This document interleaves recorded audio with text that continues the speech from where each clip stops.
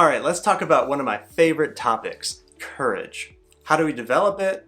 How do we think about it? How do we use it to accomplish our goals and get where we want to go? And it's one of my favorite topics to discuss because there's so many ways we can go with this. But before we talk about how to implement courage in your life, I first want to address the importance of it. Because, we all have a memory way back when of important moments in our life where we felt very connected to the moment. Okay, like think of a moment where you felt like really zesty, really excited, really present, really proud of something you did. Maybe it was with someone you love and a very close moment with them. Maybe it was after accomplishing a really important goal you worked hard towards and you just felt so connected and so alive to that moment and you're just like, yeah, I guarantee you, you take back that moment 3 or 4 steps, and somewhere in that zone before you got to that moment, you had to step out and take an act of courage to make that moment possible. And that's the power of courage in our life. It can create the most alive, vibrant memories for us.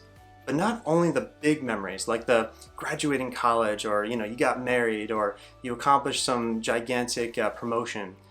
Courage allows us to have small moments. I mean, think about the last, moment you had with someone who was close to you. Doesn't it take courage just to ask them, hey, how are you? Really.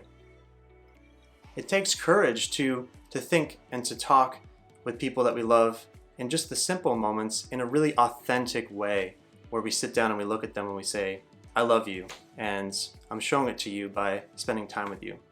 And that's what courage can do. So let's talk about how to develop that. The first thing we got to understand is how we think about courage. So a lot of people think they have courage, or they can have courage, like having a car, like buying something. Like you buy it once, you have it, you own it, you have it or you don't have it. What I want to shift in your mind first is just understanding that courage is not something you have or you don't have. It's more like a muscle you exercise.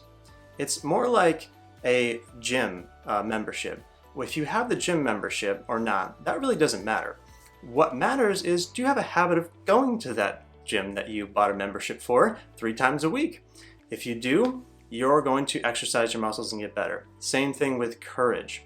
It's got to be a habit to step outside your comfort zone. So I know you know that, but think back in the last 30 days, when was the last time I intentionally set up a scenario where I stepped out in courage and said, I'm going to do this, even though I don't feel ready. I'm going to take that step, even though it's uncomfortable. Getting outside our comfort zone is not a one and done. It's actually something we need to schedule. We need to integrate into our daily and weekly rhythms. Otherwise, it fades.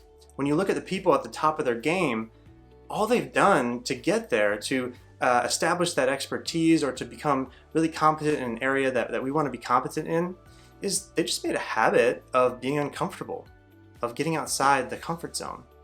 So that's something to think about. How can you start a habit of getting outside your comfort zone in the area where you want to develop more courage? And here's the thing about courage too. Realize that it could be the gap for you right now. Maybe you want a promotion at work. Maybe you want to find a partner. Whatever it is, realize that some people right now are operating at a higher level in whatever that area of life is for you, simply because they chose to show up as they were. They just made a decision to say, you know what, I don't know how this is going to end up. I don't know how this will all be figured out, but I'm going to take the first step even though I don't feel ready.